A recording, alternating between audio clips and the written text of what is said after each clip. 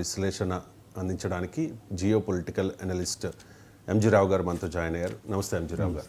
నిన్న ఈ భారత్ పాక్ యుద్ధానికి సంబంధించి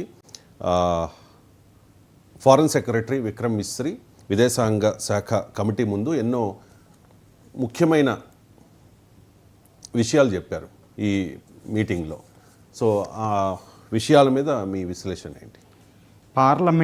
పార్లమెంటులో వివిధ కమిటీస్ ఉంటాయండి, ఫైనాన్స్ మీద, ఫారిన్ అఫైర్స్ మీద, వీటి మీద.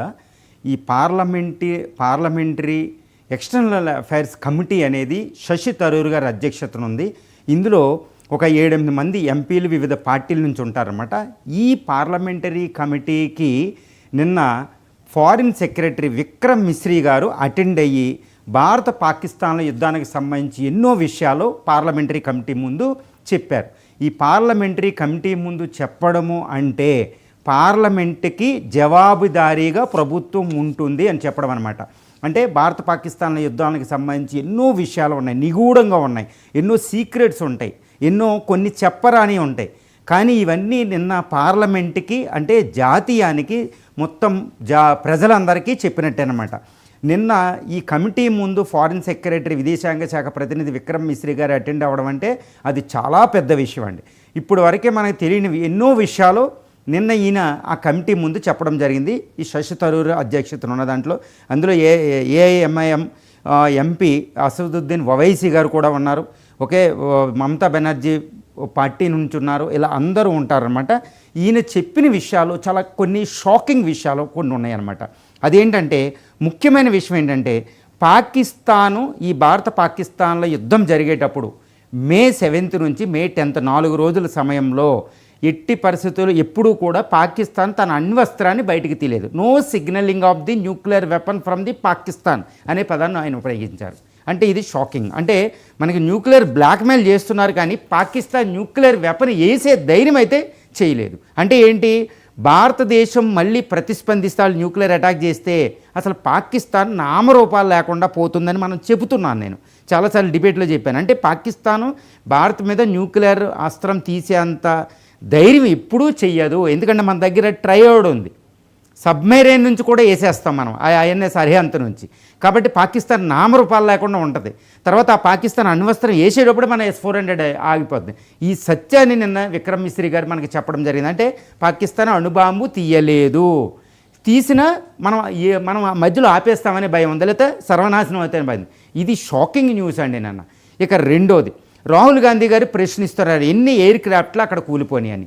ఈ విషయాన్ని క్వశ్చన్ చేస్తే ఒక ఎంపీ ఆ కమిటీలో ఎంపీ క్వశ్చన్ చేస్తే విక్రమ్ మిశ్రీ గారు ఏం చేశారు అంటే అసలు దీని మీద మౌనం వహించారు. ఎందుకంటే it is not our domain. అంటే నిజంగా చెప్పాలంటే ఇది ఆర్మీకి సంబంధించిన సీక్రెట్, ఆర్మీయే చెబుతుంది, అంతేగాని నేను చెప్పకూడదని ఒక మౌనం వహించారండి. ఇది షాకింగే. ఎందుకంటే కొన్ని విషయాలు నేషనల్ సెక్యూరిటీ మీద కొన్ని విషయాలు బహిరంగంగా చెప్పడానికి ఉండదు. అది కూడా పార్లమెంట్లో కూడా బహిరంగంగా చర్చకు చెప్పరు. ఎందుకంటే మన ఎయిర్ క్రాఫ్ట్లు కూలిపోయి అనుకోండి, కూలిపోయి అంటే ఇప్పుడు ఇంటర్నేషనల్ మన పరువు పోతుంది, చాలా ప్రాబ్లం అవుతుంది అక్కడ పాకిస్తాన్ని చెప్పినట్టు. తర్వాత ఆర్మీని డిమోరలైజ్ చేసేటి వాళ్ళ ఆత్మవిశ్వాసం పోగొట్టే ఏ విషయాలు ఇక్కడ చెప్పరు. ఎందుకంటే వార్ అంటే నాశనం జరుగుతుంది. వార్ అంటే ఎదుటి పక్షం ఎంత ఇన్విన్సిబుల్ అయినా నాశనం జరిగింది. రాముడు కూడా దెబ్బలు తగిలి, పాండవులు కూడా దెబ్బలు తగిలి. సో ఆ సత్యం నిన్న చెప్పారు. తర్వాత ఇంకోటి ఏంటంటే గోల్డెన్ టెంపుల్ రిలేటెడ్గా పాకిస్తాన్ ఎన్ని ఎయిర్ బేసెస్లో మనం కొట్టామో చెప్పేశారు. తర్వాత ఇంకోటి ఏంటంటే ఇప్పుడు రాహుల్ గాంధీ గారు చెప్పినట్టు ముందే ఫారిన్ మినిస్టర్ వాళ్ళని హెచ్చరించారు, దానివల్ల మన ఎయిర్ క్రాఫ్ట్లో వాళ్ళు కూల్ చేశారు, ముందు అలర్ట్ చేయడం ఏంటి, ఇట్ ఈస్ ఎ స్పైయింగ్, ఇది ఇట్స్ నాట్ ఏ డిప్లొమసీ అని చెప్పారు. దాని మీద కూడా నిన్న విక్రమ్ మిశ్రీ గారు కరెక్ట్గా చెప్పారంట. లేదు మేము ఎట్ ది ఫస్ట్ ఇన్స్టెన్స్ అంటే దాడి జరిగిన తర్వాత ఇన్ఫామ్ చేసింది, ఇది మిస్ఇంటర్ప్రిటేషను ఇది అని ఆ విషయం చెప్పారు. అదేవిధంగా ఇంకోటి ఏంటంటే భారతదేశం దీనికి సంబంధించి సింధు జలాలకి వీటికి సంబంధించి ఫారిన్ పాలసీలో ఎటువంటి మార్పులు రాలేదని చెప్పారు. తర్వాత ఇంకో ముఖ్యమైన విషయం ఏంటంటే కమిటీ ముందు చెప్పిన దాంట్లో ఈ ట్రంప్ గారు అసలు ఇదంతా పూర్తి ద్వైపాక్షికమే, ఏ దేశం కూడా ఇక్కడ ఇన్వాల్వ్ అవ్వలేదు. మన ఎయిర్ బేస్ని వాళ్ళని నాశనం చేసిన తర్వాత 10వ తారీఖు వాళ్ళ నుంచి DGMO నుంచి మనకు ఫోన్ వస్తే మన DGMO మాట్లాడి కాల్పుల విరమణకి వెళ్ళారు. ఎక్కడ ఫారిన్ మీడియేషన్ లేదు, no deviation of our traditional policy of no mediation అనేది. అంటే మధ్యవర్తిత్వం మనం వద్దు, ఇది ద్వైపాక్షికమే అనే విషయాన్ని ఈయన పునరుద్ఘాటించారు నిన్న. సో ఈ విషయం ఇంకా ట్రంప్ గారిని పూర్తిగా పక్కన పెట్టి అసలు ట్రంప్ గారి మధ్యలో లేరు అని తెలుస్తుంది, ఏదో మాట వరుసకు అంతే. సో ఈ విషయం ఏ బిగ్గెస్ట్ రెవల్యూషన్ అండి. ఈ విషయం ఇది ఫారిన్ కమిటీ ముందు చెప్పారు. ఇలా భారత పాకిస్తాన్ యుద్ధానికి సంబంధించిన వివిధ మంచి విషయాలని ఆయన పార్లమెంట్కి జాతి ముందు ఉంచారు అని మనం చెప్పవచ్చు.